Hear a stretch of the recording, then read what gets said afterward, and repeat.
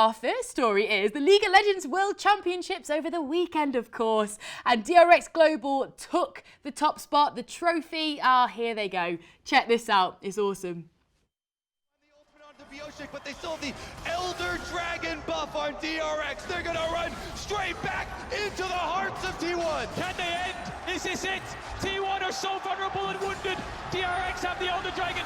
4 members down. It's on Gumayushi to hold the line. DRX are coming for their World Championship title. The Cinderella story. DRX are pushing in. DRX, they're on to inhibitor turret number 1. Only Keria is going to be up. It's still 10 seconds on owner. DRX will march forward. Keria wants to hit the wave. Kingen goes to the world ender. Gumayushi is dead. They have been doubted. They have been discounted. They have been dismissed. But DRX are your 2022 World Champions.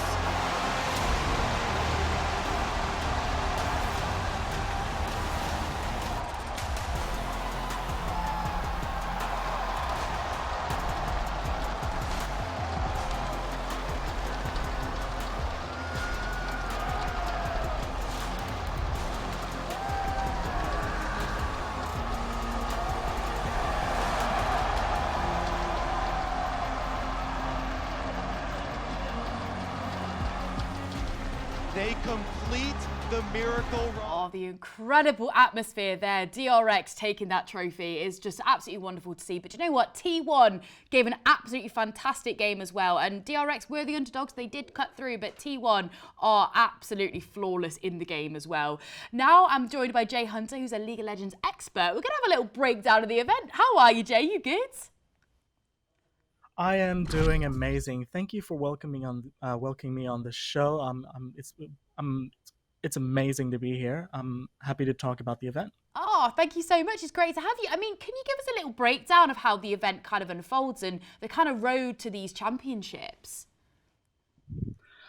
So particularly the World's 2022 Grand Championship was actually quite a long event. It took place on September 29, and we saw the play-in rounds, we saw the group stages, and now most recently we saw the knockout stage. And from there we saw 8 teams, the best teams in the world, fighting for the Grand Championship title.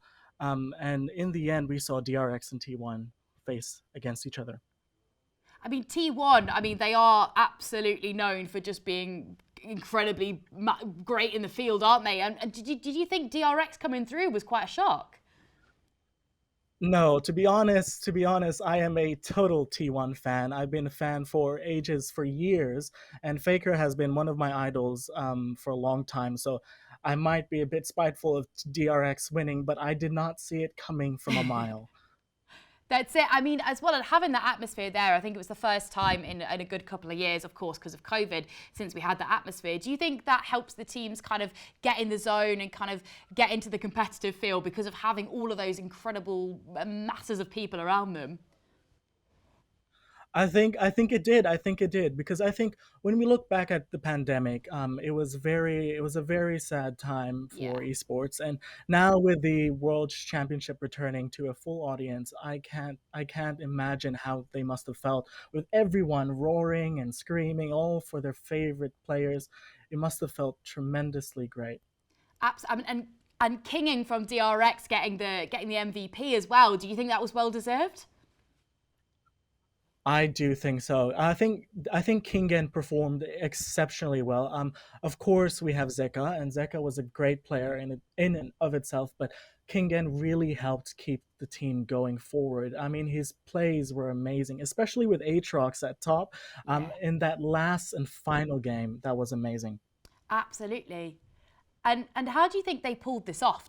How do you think they actually got in there and sort of pulled it off? Do you think it was just through their determination and just going for it?